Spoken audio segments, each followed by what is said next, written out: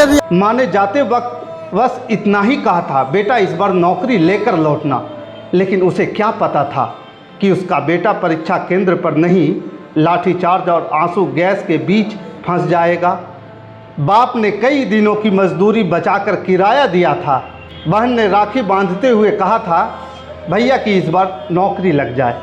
लेकिन पटना के पाटलिपुत्र स्टेशन पर सपनों की नहीं, चीखों की परीक्षा हो रही थी। दोस्तों नमस्कार, मैं हूं पवन चंचल और आप देखना शुरू कर चुके हैं जनजोश न्यूज़। अगर आप इसे फेसबुक पे देख रहे हैं तो फॉलो कीजिए और यूट्यूब पे देख रहे हैं तो सब्सक्राइब कीजिए। आज जो दृश्य पटना के पाटलिपुत्र रेलवे स्टेशन पर दिखाई दिया, उसे देखकर सिर्फ आंखें नम नहीं होती, आत्मा कांप उठती है। क्योंकि वह कोई अपराधी नहीं था, वह कोई डकैत नहीं था, कोई देशद्रोही नहीं था।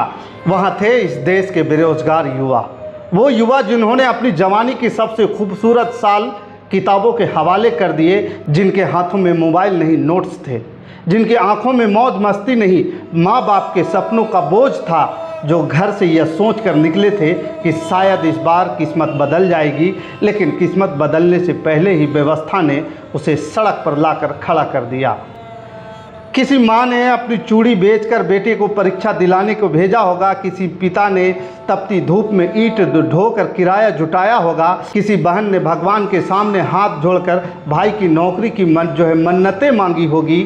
लेकिन जब ये बच्चे पटना पहुँचे तो उनका स्वागत व्यवस्था ने नहीं, अव्यवस्था ने किया। ट्रेनें घंटों लेट, प्लेटफॉर्म पर हजारों की भीड़ और सामने एक ही डर, अगर आज परीक्षा छूट गई तो शायद ज़िंदगी का एक और साल बर्बाद हो जाएगा। सोचिए, जिस परीक्षा के लिए कोई 3 साल से तैयारी कर रहा है, जिस परीक्षा के लिए परिवार ने पेट काट कर पैसा खर्च किया हो, जिस परीक्षा को पास करके कोई अपने बूढ़े माँ बाप का सहारा बनना चाहता हो, अगर उसे लगे कि वह अपनी गलती से नहीं बल्कि सिस्टम की लापरवाही से परीक्षा नहीं दे पाएगा, तो उसके दिल में कितना दर्द होगा, कितनी आग होगी, कितनी बेबसी होगी। और फिर वही हुआ जो नहीं होना चाहिए था। गुस्सा फूट पड़ा, नारे लगे, ट्रैक जाम हुआ, पत्थर चले और कुछ ही देर बाद लाठियां चली, आंसू गैस चली, हवाई फायरिंग हुई और नौकरी का सपना लेकर निकले युवा धुआं और चीखों के बीच बिखरते चले गए।